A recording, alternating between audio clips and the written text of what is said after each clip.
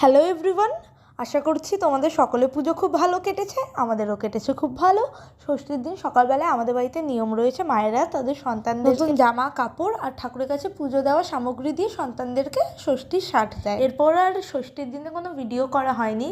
আর এই ভিডিওটা হচ্ছে ঠিক তার পরের দিন সপ্তমীর বিকেলের। সপ্তমীর দিন সন্ধ্যাবেলা 6টা নাগাদ আমরা ঠাকুর দেখতে বেরিয়েছিলাম। আর যেহেতু 4 হুইলার করে ঠাকুর দেখতে বেরিয়েছিলাম, সেই জন্য প্রথমেই আমরা কোনো ভিড় জায়গায় যাইনি। সেই জন্য প্রথমেই আমরা গেছিলাম সল্টলেকের এফডি ব্লক সেক্টর 3 এর একটা ঠাকুর দেখতে। আমি যতটুকু বুঝতে পারলাম, এরা টোটাল থিমটাই রেখেছে মানুষের দৃষ্টিভঙ্গির উপর।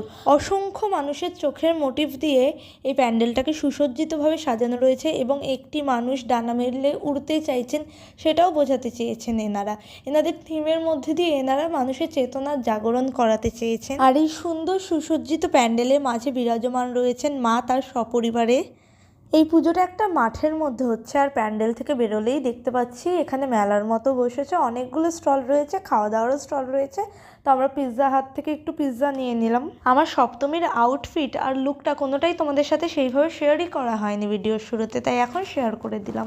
তারপর আমরা গোটা কলকাতা প্রায় ঘুরে ফেলেছি, ওই এক প্রকার লং ড্রাইভই হচ্ছিল আর কি। আর এখন আমরা এসেছি শ্রীভূমির ঠাকুর দেখতে। আমি প্রথমবার শ্রীভূমির ঠাকুর দেখতে এলাম। অ্যাজ ইউজুয়াল এখানে প্রচণ্ড ভিড়। তার মধ্যে আমরা সপ্তমীর দিন রাত্রিবেলায় এসেছি, এখানে তো বেশ ভালোই ভিড় পেয়েছে। আমাদেরকে ওই 1 ঘন্টা থেকে একটু কিছুক্ষণ কম সময় দাঁড়াতে হয়েছে। এই সময়টায় মনে হচ্ছিল যেন গাড়িতে বসে লং ড্রাইভটাই বেশি এনজয় করছিলাম। তারপর আমরা ডিরেক্টলি সোদপুরে চলে এসেছি এখান থেকে খাওয়া দাওয়া করবে বলে। ওখানেও প্রচণ্ড ভিড় ছিল বলে আস্তালান থেকে আমরা টেক অ্যাওয়ে করে নিয়েছি বিরিয়ানি। আজকে আমরা বেশ তাড়াতাড়ি বাড়ি ঢুকে গেছি, তারপর ডিনারও করা হয়ে গেছে। মাঝরাতে ক্রেভিংস হচ্ছিল কোল্ড ড্রিঙ্কের, তার জন্যই অর্ডার করলাম।